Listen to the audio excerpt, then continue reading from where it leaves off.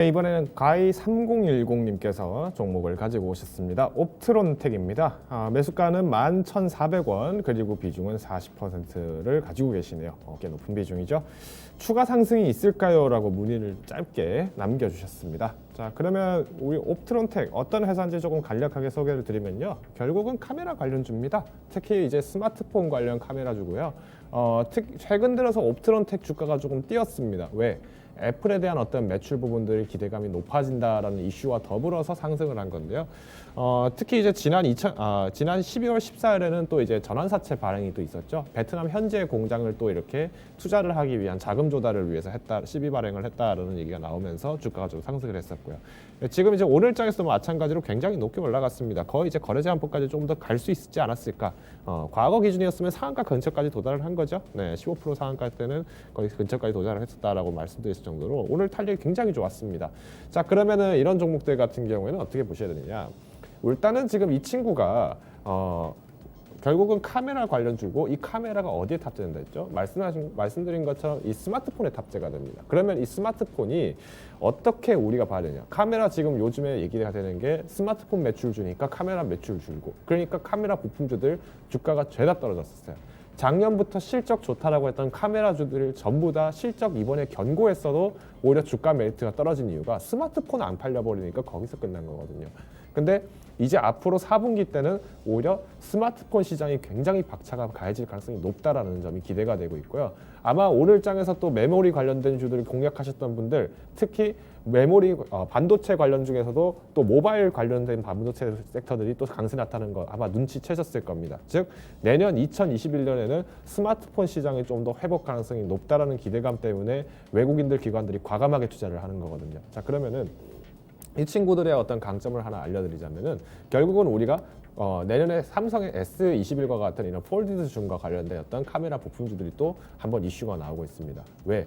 지금 기존에 우리가 핸드폰, 스마트폰 쓰시던 거 보면 카메라가 다 툭 튀어나와 있어요. 그렇죠? 이렇게 한번 평면으로 한번 보세요. 요거 제가 이번에 올해 샀던 S20입니다. 근데 이렇게 딱 뉘어보면은 얘가 이렇게 툭 튀어나와 있어요. 이게 불편하단 말이죠. 이런 것들을 없애겠다고 해서 카툭튀 없애겠다고 해서, 그래서 이제 지금 나오고 있는 게 이런 모듈주들, 그리고 카메라 부품주들 또 한번 이슈 나오고 있는 겁니다. 그러면 결국은 디자인이 훨씬 예뻐지겠죠. 그러니까 잘 팔리게 되는 거예요. 이제는 스마트폰 시장에 대해서 어느 정도 디자인을 더 깎을 수 있는 거 다 깎고 튀어나온 거 다 깎아버리자. 그러면은 케이스 정말 깔끔하게 잘라서 그냥 예쁘게 쓰고 다니면 돼요. 그래서 이제는 스마트폰 시장도 마찬가지로 올해 S20이 사실상 프리미엄 폰, 특히 엄청난 고화질을 갖고 있는 카메라 폰으로서의 그 브랜딩을 만들었다면 S21부터에 대한 어떤 기대감들도 여전히 존재하면서 여기에 중저가 폰들, 폴드드 폰들 관련돼서 폴드폰 관련해서 매출들이 올라갈 수 있기 때문에 카메라 관련주가 올라간다는 거죠. 자, 그러면 이제 결론을 조금 짓겠습니다. 우선은 비중이 40%시고요. 오늘장에 진입을 하셨던 것 같아요. 11,400원에 지금 매수를 하셨다고 했는데 일단은 수급 한번 잠깐 체크하고 가겠습니다. 외국인들하고 기관이 최근에 샀죠. 거의 이제 코로나 끝나는 막바지에 한 달 정도 남은 상태에서 점차 급격하게 들어오고 있습니다. 결국에는 우리가 슈퍼 사이클이 올 수 있다라는 기대감들도 마찬가지로 여기에 반영이 되고 있기 때문에 우선은 저는 40% 정도, 글쎄요, 일단은 옵트론텍 말고도 다른 종목들 굉장히 많을 텐데 좀 급하게 들어가신 감이 있는 것 같아요. 너무 급하게 매수를 하셔서 그런지 비중이 좀 너무 높다라는 느낌이 좀 들고요.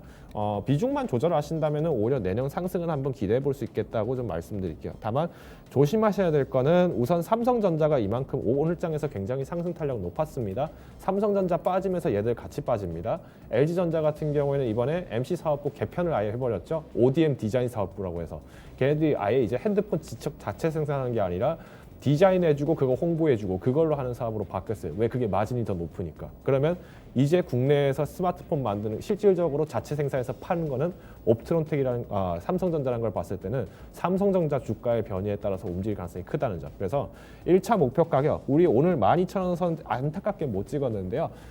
내년 상반기까지 스마트폰 시장 활성화가 됐을 때를 기점으로 13,000원 제한을 드리겠고요.